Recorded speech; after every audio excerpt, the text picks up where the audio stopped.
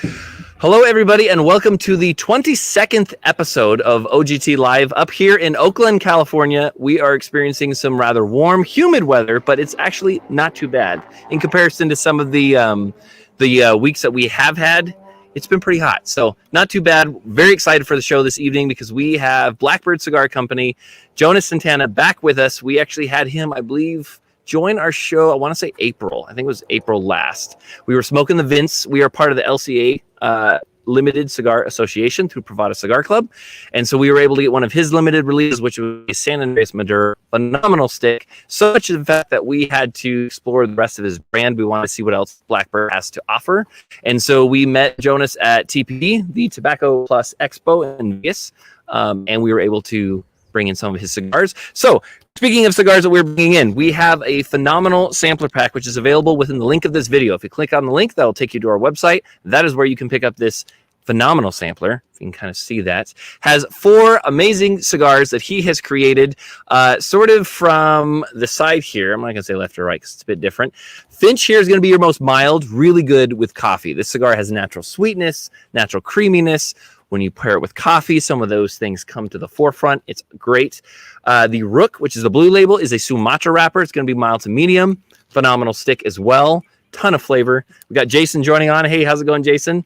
And then his 2 medium plus to full in strength would be the Corojo San Andreas and the Cuco Brazilian leaf. This cigar is phenomenal. It's what I'm lighting up.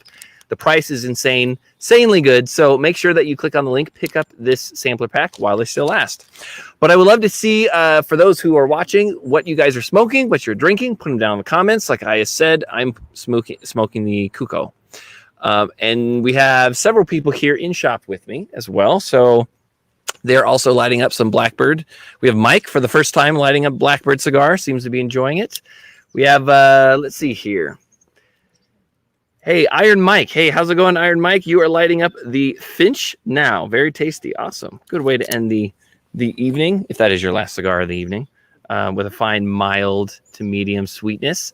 Awesome. Don't know if you're pairing anything. I normally have Knob Creek that I'm pairing on this video, but I'm actually trying it with Old Forester.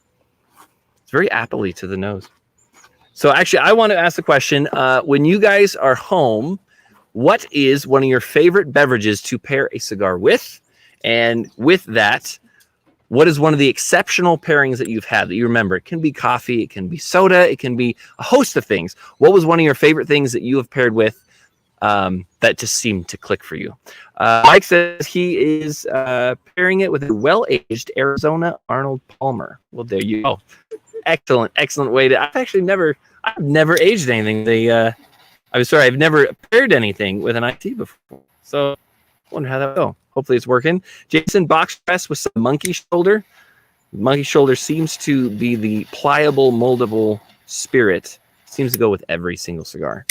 An exceptional pairing that I had recently that absolutely loved is I've been on a huge kick of the Bishop's Blend Maduro from Black Label Trading Company.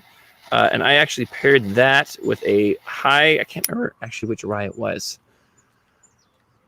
Can't remember the name of which rye it was, but it was a very high ABV rye, and it worked well. You had the strength of the tobacco, strength of the rye, meshed perfectly. So I'm actually going to put Mike on the spot. What's a pairing that's worked for you? Homemade latte. Homemade latte? What were you smoking at the time?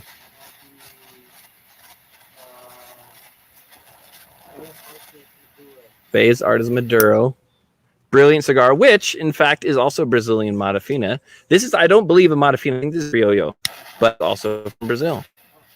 What about you, Tony? Have you paired anything that seems to have done exceptionally well?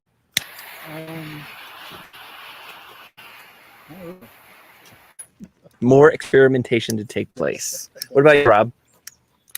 Well, I'm going to stick with the category. The Blackbird seem to go really well with any high octane whiskey. Blackbird goes well with high octane whiskey. All right. Well, you don't really like high octane whiskey though. You prefer very mild. No, definitely. Something I really enjoy about the Cuco, like right off the bat, is that you have a little bit of pepper. I know you pointed out leather, which leather seems to be pretty prevalent, but then also on the back end, I get a good like caramel sweetness to it. That's just really pleasant. We got Brian on, listening to you on Bluetooth in my car. Well, hopefully we'll see you up at the shop this weekend, and hopefully there's not too much traffic. But we are actually going to have our guest join on. We're not going to keep Jonas waiting any longer. So if you can all welcome the blender and owner of Blackbird Cigar Company, Jonas Santana. Hey, how's it going? Me no picky English. This is going to be a very long interview, just for you guys to know. Hey, how you doing, guys? Everything good? Doing good. Everything's good. I saw you just lit up. What are you smoking tonight? I'm smoking actually the limited edition that is going to be released in August, mid-August, more or less. That's what Mid-August. I'm smoking right now. Yep. Awesome. Now I know that you are you pairing anything with it tonight? Are you drinking anything? I'm actually Water? drinking gin and tonic right now. Okay. How's it working? It's good because nothing changes. I prefer whiskey or let's say wine. I prefer Cabernet Sauvignon for cigars because it's not dry. So, the cigars actually dries your palate, one more than others, depends on the tobacco that you use. But that's what I have right now because I couldn't go and buy some more for the interview. Well, it is. Yeah, well, talking to you previously, it sounds like it's been a huge year for Black. Sorry, we got a small pause here. Sorry about that. It's been a big year for Blackbird Cigar Company. You guys have been around for how long right now? Let's say 3 years. The company was launched, but really started working. The first batch of cigars we got it 2019. But I ran the warehouse in August 2018. Okay. Okay. So honestly, now, I have since August until January paying rents, doing nothing. Well, okay, so as a newer company, I definitely on Instagram, social media, Blackbird is it's on the rise. I mean, I'm starting to see it a lot more places, which is awesome. And it's awesome to see your company grow. For someone new to your brand, if there are certain things that you would like them to know about your brand, the blends and such that, like, where does that start? If someone were to say, I'm not very knowledgeable when it comes to Blackbird cigars. Well, as a brand, very, very outside of the cigar itself as a product. The thing is, the brand tried to be very young. That doesn't mean that it's for the young community. Whoever feels young, because I believe young is inside of your mind, that's what we try to shoot for. So we try to be simplistic, we try to be modern, but respecting the art, because cigars is an art, and it takes a lot of time and passion also to make a cigar. So that's why you can see that all my boxes are very colorful and simplistic. When I say simplistic, for example, the names. My longest name is the Jackdaw, and even the Jackdaw is only 2 syllables. My company name is only 2 syllables, Blackbird. So we keep it that way so you can easily remember the product. We know that there's a lot of brands launch every single year, a lot of brands. So in order for you to always remember the same brand, I will need to keep it short for you. The other stuff is the colors. We have bright colors, so when you go inside of a humidor, you don't miss out that we have the products right there. Like, hey, well, what is this? We try to be very marketing forward company. Like, for example, we put the strength bar on the boxes, so you don't even need to ask the owner what's the strength. So they have 90% of, they know already what they want. Things that we do is we mix music with cigars. I don't know if you know, but I make music. So when I do my rap stuff, I can give you links, and I'm gonna have my more songs coming up 30th of July. I also use my music as a platform for product placement on the videos, so you can see it. You know that it's very hard to promote cigars because it's tobacco. So we try to use all the technology and tools that is in our hands, in everybody's hands, like the phone, to use it to ourselves and make it easier to promote. Because honestly, let's be honest, if you want to promote in a Cigar Aficionado, that costs 25 grand per issue. Whoo. Let's do Yeah, wow. 15 seconds quiet. You know what I mean? Yeah, It's that's a hefty price. it's a lot of money. So honestly, we we have a lot of fans, let's say, and people that support us because they start to know me first, then the brands through the Instagram. So I'm always interactive with them. Sometimes I don't have the Mhm. time because I need to travel a lot, but Yeah, um, we grow with people telling others you need to smoke a Blackbird, taking pictures and people referring to others. So there's three things that we really use to make our brand is people get caught by the eye. That's the branding. That's the colors. That's the names. They come back by the blend. That's the respect that we do for the passion, for the tobacco that we use, yeah, how long it is being aged. So they return by the experience. The experience is the blend, and they stay by the vibe. When I say vibe, is how cool do you think I am for you? That you have fun? Do you learn at the same time, or this is only teaching, teaching, teaching, or you really come and hang out with me because you really wanna relax, or you wanna know how cigar is made 20 times. You know what I mean?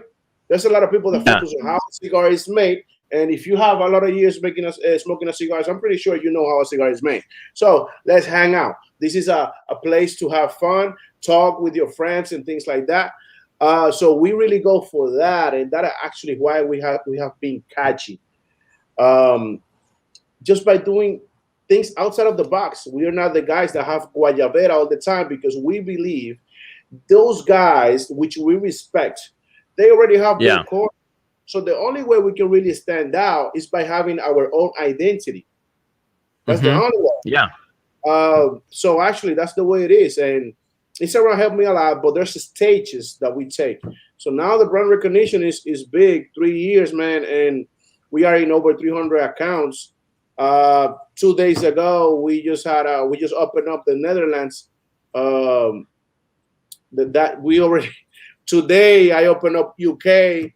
Last year I opened up wow, Germany. Now I have Dubai and all of those places over there, plus USA, which is the biggest market. yeah, So it's because of that. Like, let's say you don't need to be the smartest guy. You just need to fill up at a space that was empty and nobody was paying yeah, attention for that.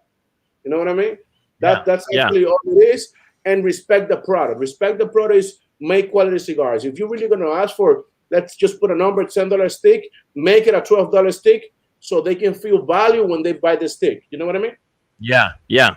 Definitely. So, okay, so that's on the like the marketing side. And you said you know you're very interactive on social media and such. How did you launch Blackbird? Like, how did you create that brand? Where did it So, start from? That sort of thing. okay, I have years in the business actually. And also I was really taking a lot of notes. I used to work with another company that I will not mention it just to respect. Right. But my knowledge started there.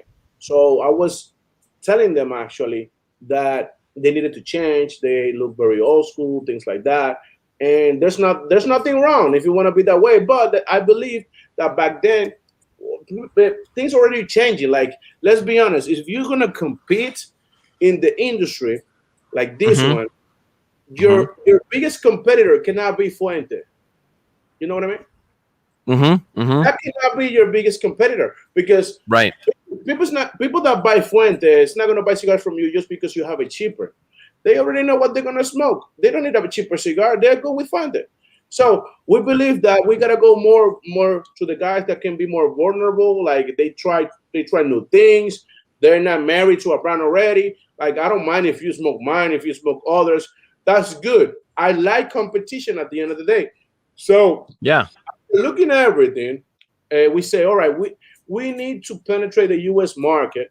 And why USA? Speaking English, which is the business language. So we got to go that way. So we say, what's the symbol of USA? It's pretty easy. It's the eagle. Right. So as I already know that I needed a bird in my life. Honestly, that easy as that. Honestly, easy as that. I needed a bird in my life. And let's be honest, USA is very bird friendly. You kill a mosquito and you go to jail. Let's be honest. That's the culture over here, and I understand that already. And I say, all right. So if the eagle is the strongest bird, which one is the smartest bird?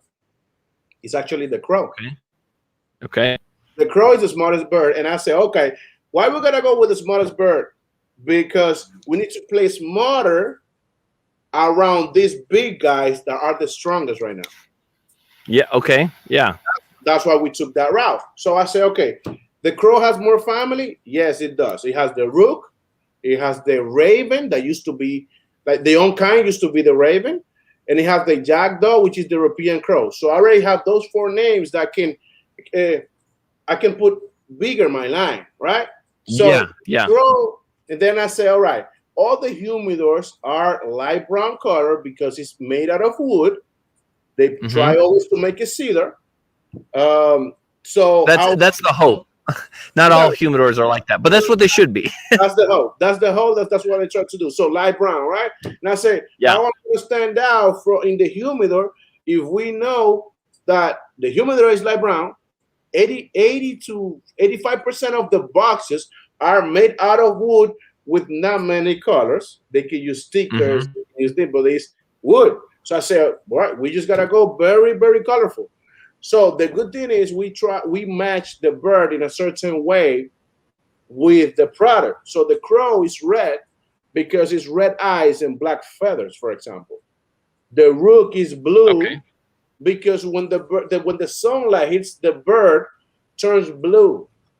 The young kind that used to be raven, and I'm gonna tell you that at the end, because when the sunlight hits the feather of the raven, turns purple.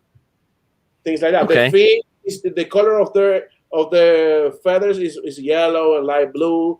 The cuckoo is gray and black. Jackdaw, because we just like the color. We don't have no orange. The jackdaw is not orange at all. And it looks good. I'm not gonna lie. Yeah, that's the way it is. So after that, we start getting popularity with just the crow and raven. That's what we first launched. And I got a phone call. Somebody said that they have the raven name already, and I say, you know what? So send me the trademark certification, and I can change it, and that's it. And they say, okay, I'll call you back. The guy was very nice with me. So the guy that called me back was the lawyer. The lawyer was very on time with me. And no hard feelings, because actually I'm happy. Because after we changed the name, it became a number 2 in sales. He didn't realize that unkind means flock of ravens. So he actually made me stronger. But back then I was like, this guy was so unkind. I hate this guy. But nowadays I'm actually happy because it actually helped me to resolve last minute problems. So after we have all of those brands, we say, what's going to be the final punch? I believe that to have a final punch in a brand, you need to give a little personal touch, just a little personal touch, because at the end of the day, if your company goes very corporate, like you just corporate, but the only way you can make it a little personal, it can be something that happened to you, and it has to be very related to the brand. That's why we created Can't Clip My Wings. But actually that came from Can't Clip My Wings, Follow Your Dreams, because when I started in the business, there's a lot of guys that really try to clip my wings. Yeah. So at the beginning, I sent my brother to buy tobacco because nobody know him. So so he didn't have like previous history in purchasing tobacco and such. He just smoked cigars with me and things like that, but it was not inside of in the business. So things like that happen that people don't see as a consumers. They don't need to see it. They don't need to know it. But the only way you can give a personal touch was doing that. And let me tell you something. If you are in the bottom, you're going to be like, if you think about that slogan, you're going to wake up early that day to really chase whatever you're trying to chase. Let's say you have a cigar shop. What if your closest competitor that you have, I don't know, in the corner or whatever, try to do something to, I don't know, get more customers, your same customers? You know what? This guy's not going to clip my wings. You know what I mean? So everybody can really play around. And if you are up top, you're gonna be. You see, nobody clipped my wings. I did everything I can do to really be here. So Yeah. because of all of that, and people relate to you, you get a connection. And after you get the connection, you just need to maintain the connection by giving them the best they can have by buying a cigar. Like I need to take care of them. I always give advice if they ask, because you don't ever give advice if nobody asks, because they can think that you are their mother. You know what I mean? Things like that. And I try to joke around at the same time. I really like to have fun at the same time. If you don't have fun doing what you like, this is not a necessity. Let's be honest. This is not a necessity. People choose to smoke cigars. So if people choose to smoke cigars, the less you can do for them, they can burn their money right, and they can have fun with it. You know what I mean? Yeah. Well, I remember when I met you finally in person in Vegas at TPE. There's every booth under the sun, and everyone's got their own vibe and such. And then you turn the corner, where's Bird, and you hear the music pumping, see the people dancing, and you just sit down and have a conversation and order cigars. It's a great experience. We do have a question though from Claudia. She's wondering, what was the biggest? Sorry, in the internet connection here. What was one of the biggest shocks you found about the cigar industry after getting into the business? Maybe something you didn't expect in the beginning, or something like that. People can call somebody else so they can not sell tobacco to you. Really? Yeah, I believe there's not honest competition. Like, I believe competition is good for consumers and for me, because I have competitors. I can think of what's going to be my next move, and they can think what's going to be their next move. I believe it's healthy to have competitors, but I believe in the honest friendship competition, other than the guy that's trying to clip your wings by trying to, I don't know, knock your head doing so and so. I don't like that. I don't like that. I don't believe when you do that. I believe that you have very low self-esteem and you don't believe in yourself. Yeah. Not enough confidence in your own product or creation. Yeah. Absolutely. If you believe in your product, you're gonna shine, man. You work hard. You try to do whatever you need to do and learn. And people have, I don't know, 20 years in the business, they cannot feel not confident if I started. Some people feel like I was doing something wrong. No, bro, I'm just putting a company, making brand cigars, and go and fly, missing a lot of birthdays and missing a lot of family time. So the least you can do is say hi to me, hug me, and that's it, man. You know what I mean? Yeah. Well, when you released Blackbird, did you release with all 6 brands at the same time? No, 6 lines? It was the Raven, which is on kind now, the Crow, and the Bundle Cigars, which is the Nest. So that was January 2019. July 2019, we have back then IPCPR, and we launched 4 more brands. That increases the sale in a 300%. Because this is what happened.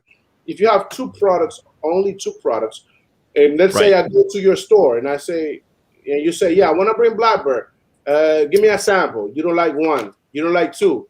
Then I'm not gonna have number 3, 4, 5, 6. Because maybe in your shop 3 of the lines is gonna move good and the other one not. But in the other side of the United States, let's say New York, the other 3 that does not move in your shop really move over there. Yeah. So did you choose when releasing your brands? What brought you to Dominican, like Republic Tobacco? What did you have more connections in Dominican? Did you prefer Dominican tobacco over Nicaragua or Honduras? Or I can say the thing is I'm from Dominican Republic, so I know people there. I don't know anybody in Nicaragua unless it's somebody else that already have a factory in Nicaragua that I know.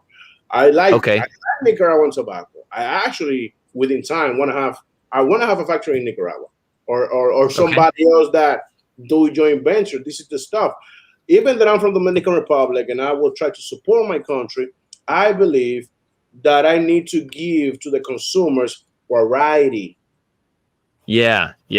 For example, I was in a conversation with Oscar from Honduras. Oh yeah, Valadares. Yeah. Yeah, those guys are very nice, and I haven't done anything with Honduras. I say maybe we can do some stuff like sell me some tobacco from Honduras. I sell you some tobacco from the one that I use, and they create a masterpiece. I create a masterpiece. Yeah. Nicaraguan tobacco is very good. Like I love Jalapa, and there's a lot of things. The thing is, we make cigars. So cigars is a blend. Blend comes from different countries. I don't need to do it from Dominican Republic. That's why, for example, the Crow and the own kind has 6 types of tobacco. You have Ecuadorian, you have Brazil, you have Nicaragua, you have Dominican Republic, you have Sumatra from Ecuador as well. So that's the only way you can really make a cigar. Yeah. Wow. And so I know you've hinted at it, and we smoked the Unknown, the limited release that is coming out in less than a month now. Have you? Is it going to be called the Unknown? Have you landed on a name, or is that still in the secret phase? No, it's not going to be unknown. The thing is, I just didn't want to say the name. I can tell you some stuff now. For example, you know that all of my brands has the name of it. Doesn't have a bird. This case, we draw a bird that is none of our brands. But when you use your cell phone, it's going to have a QR code. So when you put the camera on, the bird comes to life. Like 19 Crime Wine. Wow. And are you able to say what the blend is like? What tobaccos you're using in it? Not yet. Not yet. Well, Halfwheel wants me to do it with them first, and I need to respect whatever. Maybe I can tell you off camera. Yeah, no worries. But we are really excited about it because we've got 3 boxes coming mid-August, and Mallory and I we had 2 samples. They went fast. They went quick. Really, really good complexity. But I will say when I smoked it, when you said you're drinking gin and tonic, I'm like that kind of works because there's like a hint of pine, like a pine note within the Unknown when I had smoked it, and I was like I can see where that goes. But we're looking forward to it. We're really looking forward to it. And it's coming out in one size, right? One Vitola? One size, $500, and that's it. Oh, wow. That is it. Maybe next year, maybe depends, but we're working on a lot of stuff. Okay. So I don't know what's going to happen next. If I'm going to do it next year again, maybe, with a lot of respect, Opus X, they launch a certain inventory every year. Maybe that can work, but that will be the customers telling me if I really should make more. If not, we keep it with the core line. We make another limited edition for next year, and until we hit that the people really want that every year, so then we start to do it. Okay. Yeah. Now, when you're coming up with a new blend, is there a particular size that you like to blend to, or is it depend on what tobacco you're using? It depends, man. The thing is, we just play around. Honestly, we start with 54 by 6, because the 54 by 6 has that thickness that you get a lot of tobacco. I'm not trying to get the strength to try the tobacco. I think the strength is the add-on. After I have the blend, then I start adding the strength onto where I want.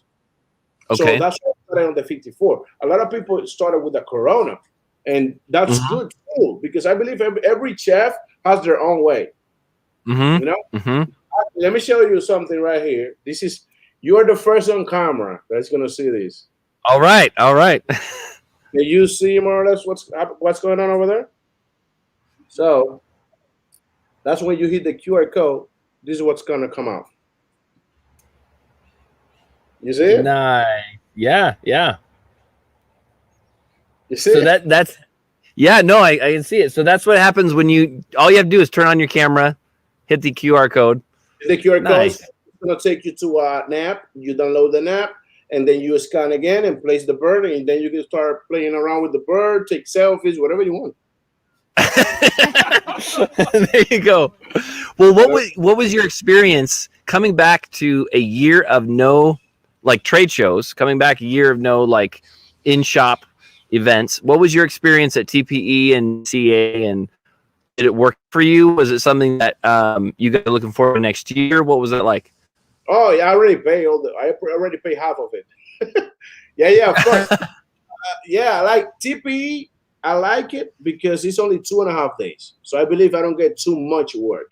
PCA is cigars. I believe they need to reduce at least 1 day because I'm just a human being and I need to go back to my bed. But both events has been great. I don't know what's gonna happen with PCA, but TPE, I believe TPE is having more growth than the other one, just because it's more fresh, it's more new, it's organized. TPE does a lot of incentive for the retailers and things like that. And I like January to go to Las Vegas. Las Vegas is too hot, man. And when you go there with the weather over is too nice in January. It's not that cold. You just need maybe a little jacket and that's it. I prefer that. Much respect to the PCA that was IPCPR and then ITDA, but it is what it is. I'm more towards the fresh stuff more. So that I could probably I could lean a little bit more to the TPE. Both events was great. We sold out of the product on each event. Like I sold out my inventory. Nice. That is great. That is great. It's a good product. Yeah.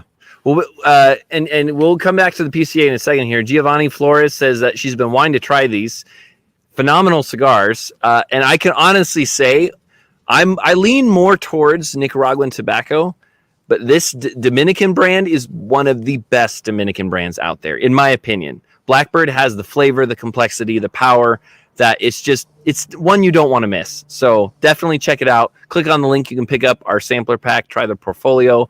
But what was the reception like at PCA? Because you have more of this direct cigar industry versus, you have a variety of different, you have pipe smokers, you have hookah, you have vape and all that. Was the reception from like day one pretty open? Yeah, everything was good. The thing is, TPE, I believe me as a manufacturer helped me to get inside of the smoke shops, let's say. Places that I don't typically go. I go more to the places that PCA people support, So, but for both stuff, I was pretty packed out. I couldn't go to the restroom. People go there and they want to dance and they want to do. And I'm like, whatever you want. Like, I live because of you guys. So great. Awesome.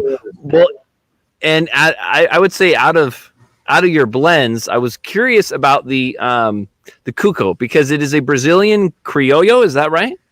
Yeah, Brazilian wrapper. So the Cuco is actually something that people don't believe.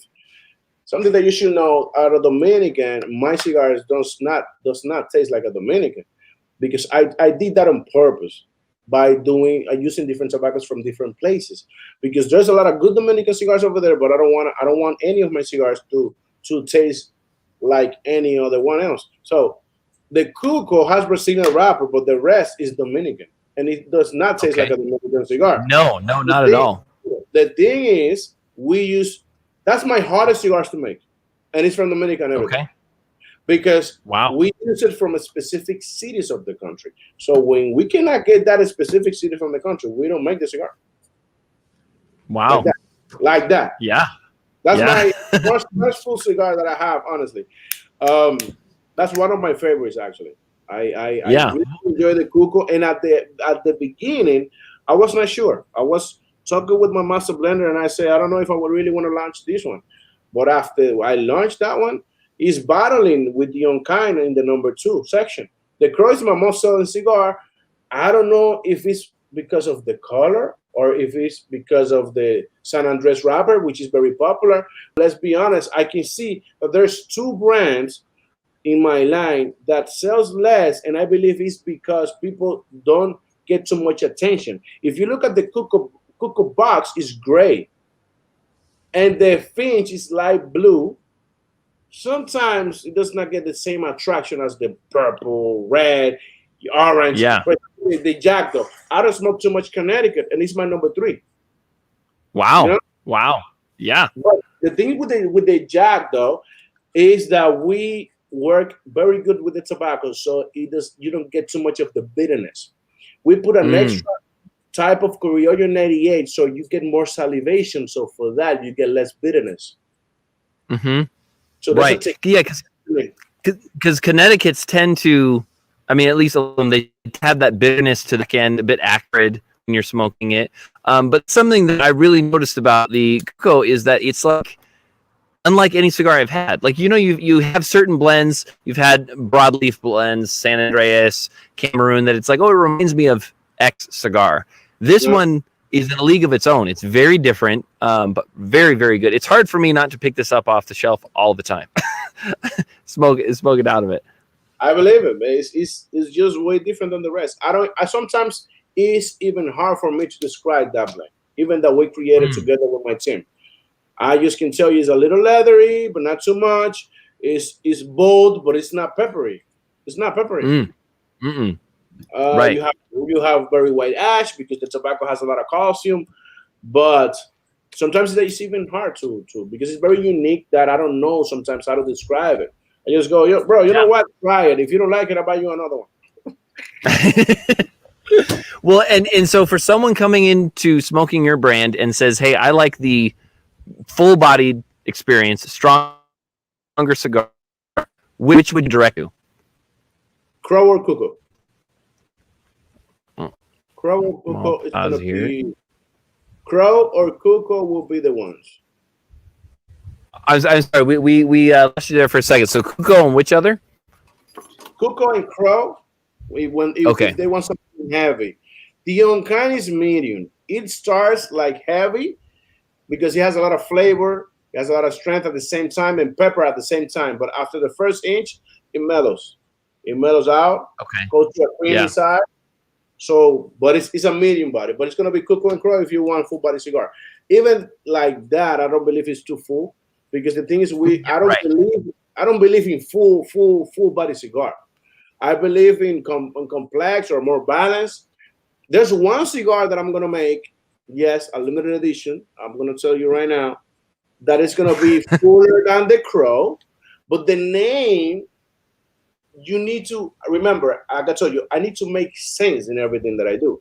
So the brand that I'm going to make, so I'm already working the trademark, so I don't care to say it. It's Murder of Crows. Okay. Murder of Crows. Yeah, which is also a flock. It's a flock of crows, actually, but that's the gutty way to say it. But if you're doing a Murder of Crows, you're going to have a mild stick. No. Exactly. So you need to right. Well, and a part of that marketing, like with the colors and how you're keeping in that entire theme. I remember when we first talked to you about the Vince that you were released to Privado Cigar Club. You had mentioned your labels because this every cigar smoker has experienced the irritation of taking a label off. And I remember you had mentioned this. I'm actually going to do this on screen. So you have the icon of the bird right there. And it's a small tab that you pull the tab, and it comes right off, right away. And it's perfect. There's several brands we carry, and we'll get that same response. I love this cigar. The blend is great, but those bands, I just hate it. They take tobacco with them. So just the attention to detail is pretty amazing. I gotta say. What if you are drunk, man, or you have big thumbs? They don't think on that. Like I like to think on that. For example, things that I'm gonna do after the first AR stuff that I just showed you right now. That then, as soon as you get the limited edition in your shop, you're gonna play around with it. The next step is I'm gonna do QR codes for every single blend. But when you when you put the camera on, it's gonna direct you to a video, probably in YouTube, to talk just about that blend, not the company and stuff. Nice. Just about the blend. That's perfect. So every single guy that smokes the cigars, every single guy that work at the shop, every owner is gonna be trained. They don't even need me. So easy. Yeah. You need product to move, not product to stay. Right? Yeah. Right. So, right. In our case, you need Blackbird to fly high. Well, and with QR codes, I mean, I know that I saw in some of the interviews, people are starting to work with that, I think that you're on the right track. Explanation of the blend, because the biggest, I think, step up and benefit I've seen in the cigar industry over the last decade is the education of the consumer. The more the consumer knows, the better educated they are to purchase what they need from the shop. So stuff like that is the avenue that is needed really in the industry. So it's a great idea. Exactly, and that's like I told you earlier. You need to work with the technology. Like, technology is out there, just use it. I believe the cigars have not changed so much for that many years that we already have. So use the technology to your advantage. I know after I do that, a lot of people's gonna jump in, whatever. They're gonna say they're gonna be the first. Okay, let's just see who make it better. Well, and with I think in the last year of your growth as a new company, we've all faced challenges with COVID, but I know the industry of cigars has reached a small boom, of demand. What does that demand look like with keeping up with it, like supply and demand? Is supply been an issue for you guys, or has it been able to ride it out? Now I'm feeling more problem than before, because there's a tobacco war in the Dominican Republic. There's a problem getting tobacco. But back then, I didn't have a problem because I already have an inventory. My problem is now.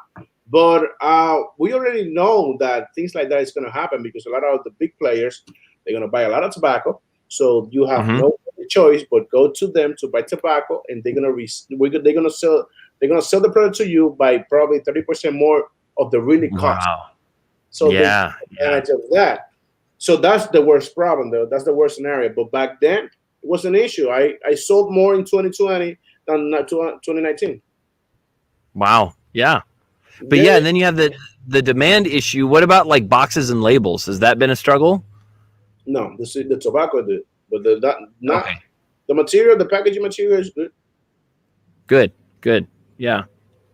And is I know that, I mean, you have some really interesting tobaccos to work with and purchasing in that. With, I mean, you have San Andreas, you have Connecticut, you have Criollo. Is there a type of tobacco that you have on the radar that you eventually want to work with? Peruvian tobacco. Okay. Yeah, I already have my sample here. Is Peruvian ever used as a wrapper leaf, or is it more filler and binder? Honestly, I don't know. But I think most likely it's fillers. I don't know what's going on with the Peru, but the Peruvian tobacco is so rich in aroma, flavors, and it burns so well. The combustion of the Peruvian tobacco is very good, and that's why a lot of people, maybe because it's pricey, I don't know, but not many people really work with it. And that's one of the leaves that I really recommend to use in a cigar. You really need to know how to blend with it, because it's very distinctive. Okay. So you know what tobacco to use to really blend with it. But that's my goal, to make a cigar with the Peruvian tobacco. I don't know if it's going to be for a limited edition, because I really need to know if I'm going to be able to keep up with the demand with the Peruvian tobacco. I don't know if I'm going to need to buy a land and start growing Peruvian tobacco to maintain the demand. That's why I'm thinking about maybe just limited edition until I realize what's going to happen with it. That's the way I think. Yeah. We got Jason saying that Peruvian sounds really interesting to try. I don't know if I've ever smoked a cigar with Peruvian in it. I've heard people talk about it. Nick Melillo from Foundation, I know he's mentioned it, from Foundation Cigar Company. But yeah, it's a rare cigar. And I mean, I know some people too, I even on their first launches, they've used things like broadleaf, and there's the broadleaf shortage problem, Cameroon, which is difficult to get a hold of. Something like the Brazilian Criollo, is that pretty readily available for you? Is that easier to get a hold of? The Criollo? Yeah, from Brazil. Is that decently easy, or is that more of a rare tobacco? Oh, the thing is, we call Criollo to that because Criollo actually means something from your country, Dominican Republic, is called Criollo. Criollo also refers to Criollo 98. But what I use as Brazil is Cubra Brazilian wrapper. But the thing is, to make a Cubra Brazilian wrapper, you need to grow Criollo 98 in Brazil, and that is called Cubra. Wow. Okay. Yeah, because the most popular Criollo that I have heard of is Aganorsa in Nicaragua uses Criollo 98 in a lot of their stuff. So that's where my mind takes me. And then when I hear Brazil, I think a lot of like Brazilian Mafina. That tends to be something we've seen on Wrap Leaf before. It's very hard to find nowadays. Back in the days, a lot of people work with it, but nowadays, I don't know what happened. Leaves that is hard to find is, for example, Cameroon. The real Cameroon, the African Cameroon, nobody has it. Right. There's only one people that really work with it, which is Fuente. The other guys has Cameroon from Ecuador. Okay. So Interesting. To get Cameroon from Africa, it's gonna cost you like $45 a pound.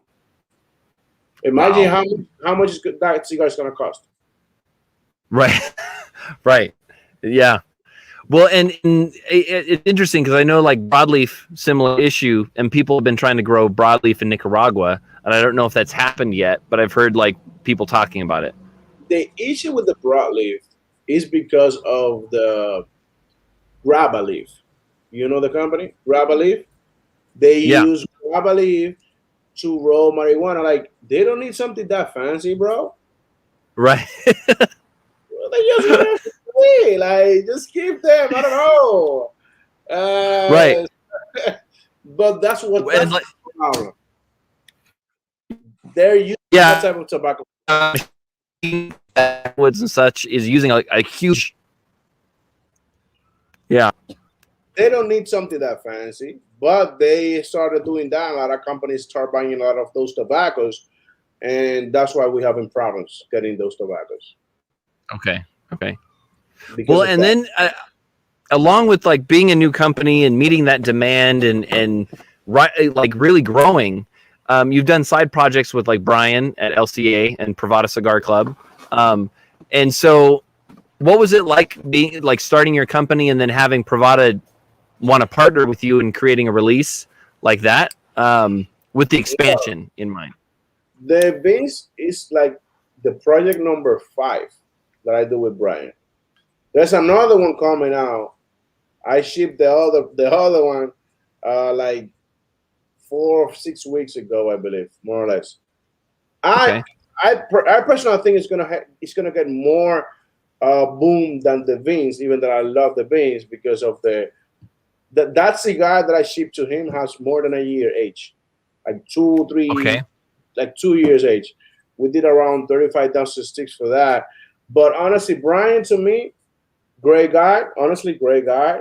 He believes the same thing he believes for me. I believe he helped me in the exposure, and he thinks that he helped him by giving good cigars to him. Like during the TP, I realized around 10 to 15 customers told me, I know you do a lot of business with Brian. I know you guys really get along very well, and you guys help each other. People think that we help each other. We do in a way. We do in a way, but this actually just business and friendship. That's all it is. Yeah. And the thing is, when I do something with him, I really do it with love. And when he promote my brand, he really promote it with love. So that's all it is, honestly. I can't really thank him a lot. So like I said, I shipped something to him that is going to go out. I don't know when. I'm going to ask him. But he already told me on Monday that we need to work another blend. He already sent me the tables. So he always said that I didn't want to keep working with you because every time I develop something with you, people really have a great reaction. So let's say it's a win-win. It's a win-win. Well, and I got to say, I mean, that's a testament to your ability to blend tobacco. You've got a special touch on it. So, and I've got to say, it's the Vince, and then even smoking your own brand. Personally, I think your core line is even better than when I had tried the Vince. I love the Vince cigar, but it really the expressions of your blending through the 6 different lines is just really interesting to see. It's a very unique take. It's very different. It's really what the industry needs. I mean, a lot of heritage brands, they're there for a reason. Really good quality tobacco, really good blending. But for us as a cigar shop who has a lot more boutique lines, you get to see the more exceptional, standalone, what people can really do with tobacco. And I think your brand is one of them. It's really interesting, and it's a great product to smoke And I mean, for anyone who hasn't tried it, I highly recommend it because it's a wonderful experience. I really appreciate it. And honestly, at the end of the day, I believe I don't make cigars for me. I make cigars for the people because honestly, how much I can really buy a month for me? You know what I mean? It's gonna be for the people at the end of the day. One of the things that I like to do, like an exercise, I really like to people to tell me the bad things of my cigars, either than the good things, because the good things I already know. I want the bad things. Yeah. So I can improve within time. I want to improve. I want to improve. And I know this cigar is made by hands, made by humans. We're going to make mistakes. We want to resolve the mistakes and the problems. Mm-hmm. I always like to tell the truth, be honest. What can I do better? Because at the end of the day, people will enjoy that cigar. And I do it from my heart, but they want to smoke a cigar. They want to pay for it and they want to feel good. Like I paid for that. I'm going to do it again. I'm going to burn my money with that. Burn the, bro. Well, and a few questions I normally save towards the end when I'm talking to certain manufacturers, just out of curiosity. When you are enjoying a cigar, when as a consumer, less as a creator, less as a retailer, but as someone who enjoys smoking cigars, what is an ideal environment? Whether it's music, whether it's a particular place or something, what is an ideal environment to you to sit down and enjoy a cigar? For me, music. Before I call you to do this, I was already writing a music, like a song, like because you hear to the beat. That's me, because that's the way I like. Let's say I'm vibing, and I like music. I love music at this. But I believe the best environment is whatever you prefer to do. Maybe you want to be, I don't know, in a picnic. Maybe you want to be playing pool. Maybe, I don't know, whatever you feel. I think that's the way. But I love music. I believe music. Did you, like, prior to starting a cigar company, did you have a lot of background in music and like education that way, or is that something you just picked up along the way? I just picked it up. The thing is, I wanted to do it when I was a young kid, but I couldn't make it. It's so hard over there. So I just went to do this, got experience, created my own company. So after I saw that everything was flowing very good, so I decided to jump into what I always dreamed. So there's two things that I always wanted to do. Is I want to do my cigar stuff and my music stuff. That's my two main things. I don't want anything else in my life. That's all I want. Awesome. And how many, throughout the day on an average basis, how many cigars would you say that you smoke a day? If I'm happy, 3. Okay. If I'm pissed, 6.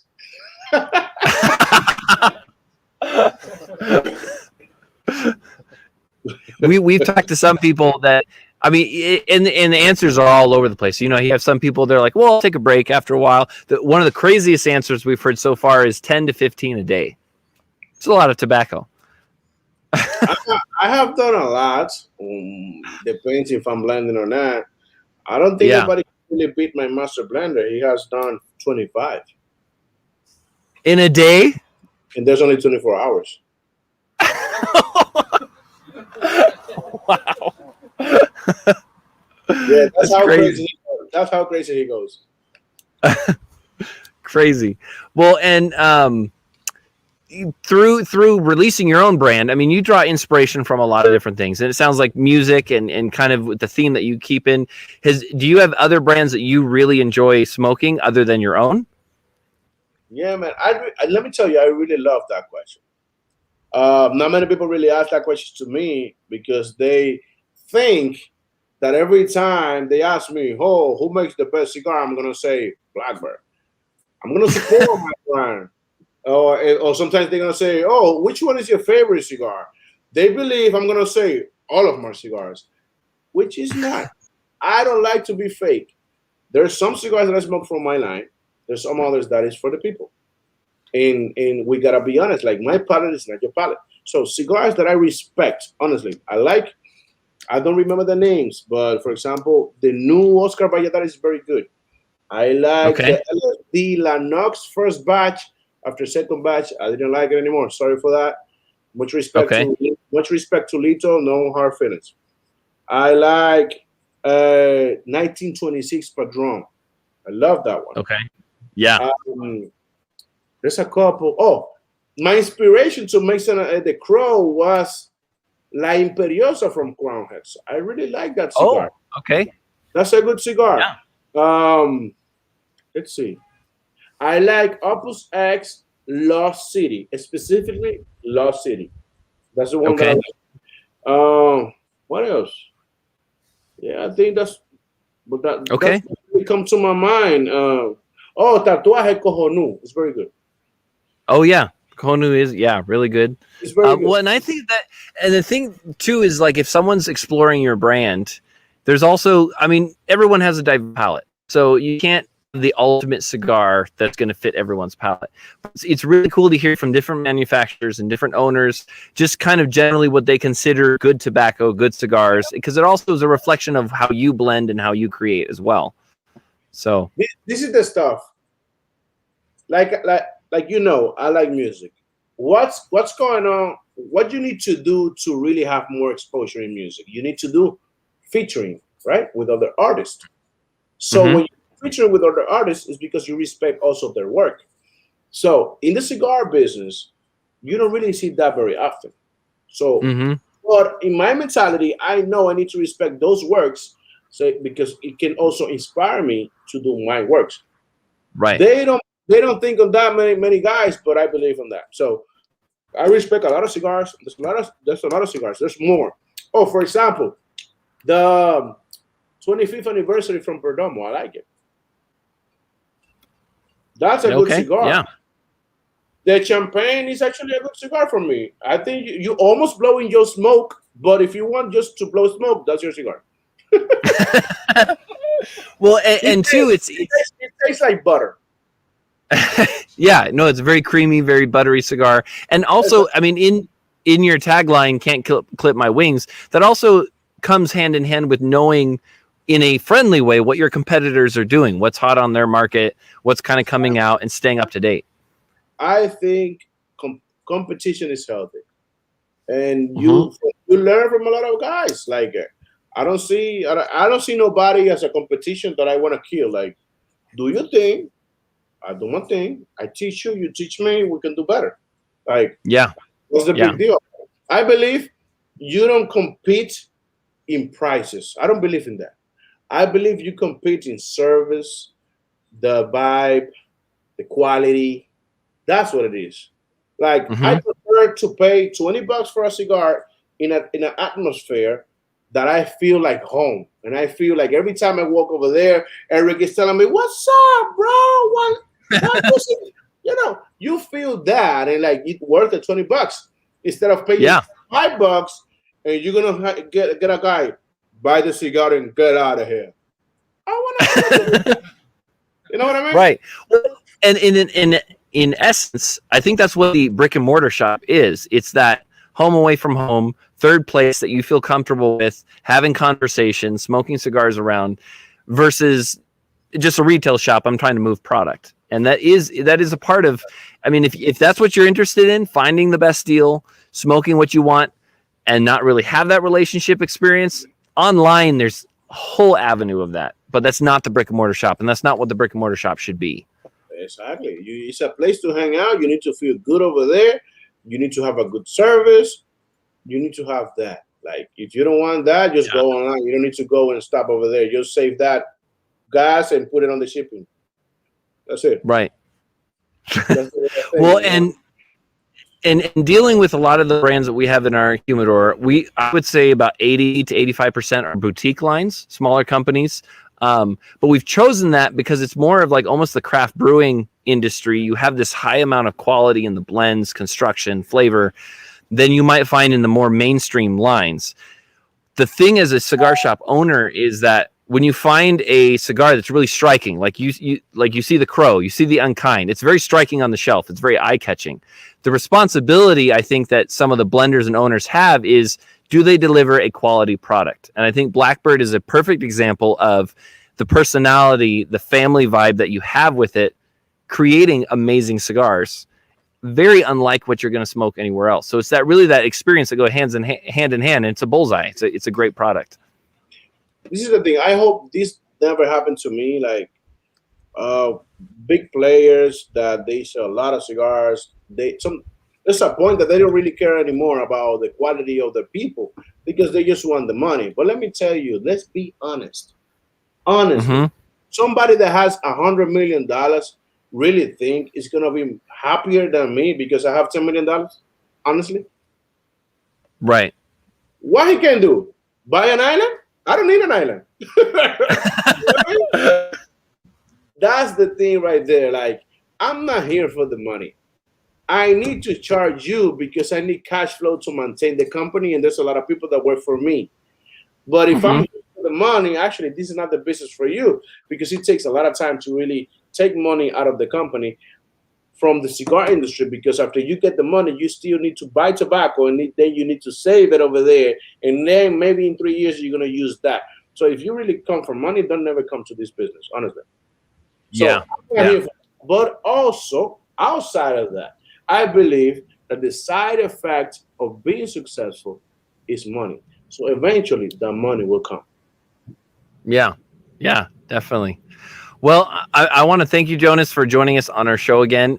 It's been a pleasure talking with you. And I know here at Oakland Tobacconist in California, we're really excited to get that limited release when we're counting down the days. It's less than a month. So it'll be an awesome time. You my dude, man. Thank you so much, honestly, for the time. Yeah, definitely. And so for those watching, if you have not tried Blackbird, I highly encourage you to do so. Click on the link of this video. You can pick up the sample pack we're running this evening. A great, amazing price on amazing sticks from Blackbird Cigar Company. If you haven't tried them, you've got to. So thank you again, Jonas, and we'll be in touch, and we're looking forward to your limited release. Take care, my brother. All right. Take it easy.